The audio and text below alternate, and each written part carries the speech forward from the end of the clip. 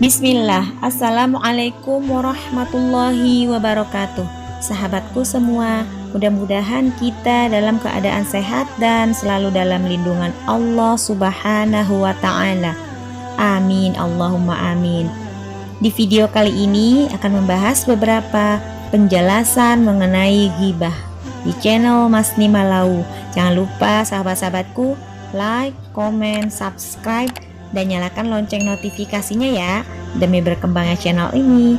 Silahkan disimak videonya. Salah satu perbuatan dosa dalam Islam adalah membicarakan keadaan seseorang, termasuk aib orang lain atau ghibah. Apabila jika yang dibicarakan ditambahkan atau dibumbui dengan cerita dia sendiri, sehingga bisa menimbulkan fitnah. Dari Abu Hurairah bahwa Rasulullah Shallallahu Alaihi Wasallam pernah bertanya, "Tahukah kamu apakah ghibah itu?" Para sahabat menjawab, "Allah dan Rasulnya lebih tahu." Kemudian Rasulullah Shallallahu Alaihi Wasallam bersabda, "Ghibah adalah kamu membicarakan saudaramu mengenai sesuatu yang tidak ia sukai." Seseorang bertanya, "Ya Rasulullah, bagaimanakah menurut engkau apabila orang yang saya bicarakan itu memang sesuai dengan yang saya ucapkan?" Rasulullah Shallallahu Alaihi Wasallam bersabda, "Apabila benar apa yang kamu bicarakan itu ada padanya, maka berarti kamu telah menggunjingnya. Dan apabila yang kamu bicarakan itu tidak ada padanya, maka berarti kamu telah membuat-buat kebohongan atau memfitnah terhadapnya." Hadis riwayat Muslim. Larangan ghibah juga terdapat dalam hadis riwayat Imam Ibnu Majah sebagai berikut. Dari Abu Bakrah berkata, Nabi Shallallahu Alaihi Wasallam melewati dua kuburan. Lalu beliau bersabda, "Keduanya sedang disiksa, dan mereka disiksa bukan karena dosa besar. Yang satu disiksa karena tidak menjaga kebersihan ketika buang air kecil, dan yang lain disiksa karena berbuat ghibah." Hadis riwayat Ibnu Majah. Dampak ghibah menurut para ulama, orang yang berghibah telah melakukan dua kejahatan. Kejahatan terhadap Allah Subhanahu wa Ta'ala karena melakukan perbuatan yang dilarang oleh agama, dan kejahatan terhadap hak manusia. Ghibah juga memiliki dampak yang sangat serius, baik bagi pelaku ghibah maupun orang yang digunjing atau korban ghibah. Di antara dampak-dampak ghibah adalah dapat mendatangkan kemurkaan Allah. Bahkan pelakunya diibaratkan seperti memakan bangkai saudaranya. Kedua, merupakan salah satu bentuk kezaliman kepada orang lain.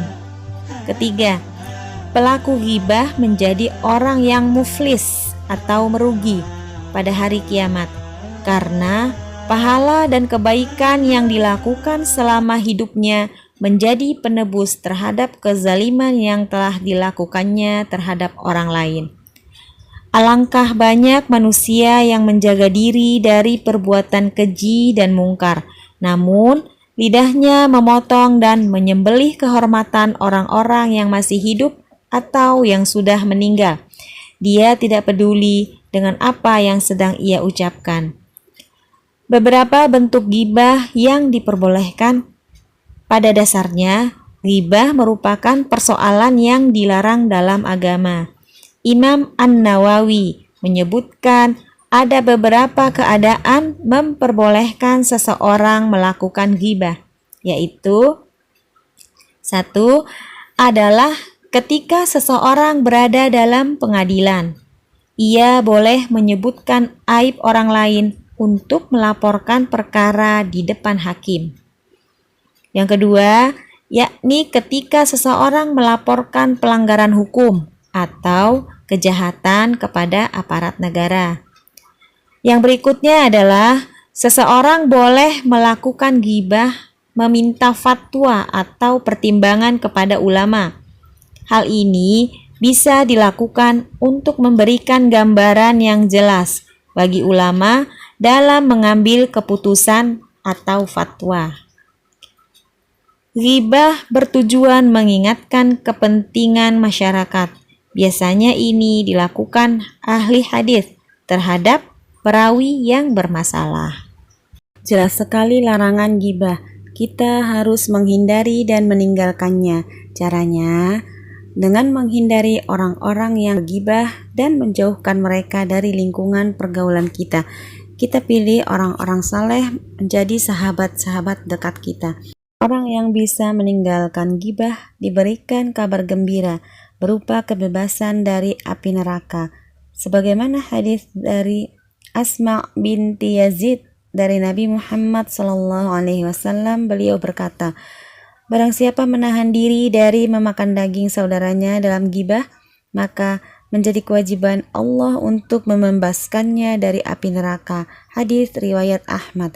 Dari Abu Darda radhiyallahu an, Nabi Shallallahu alaihi wasallam, beliau bersabda, barang siapa yang menahan ghibah terhadap saudaranya, maka Allah akan menyelamatkan wajahnya dari api neraka kelak pada hari kiamat. Hadis Tirmizi. Sekianlah beberapa penjelasan mengenai ghibah. Wallahu a'lam bishawab. Jika hal ini dirasa bermanfaat, silahkan bagikan videonya ya. Jangan lupa subscribe, like, komen, dan aktifkan lonceng notifikasinya ya. Semoga bisa menjadi pengingat dan bermanfaat untuk kita semua. Dan senantiasa Allah menjaga hati dan lisan kita dari perkataan yang sia-sia. Insya Allah. Amin ya rabbal alamin. Wassalamualaikum warahmatullahi wabarakatuh.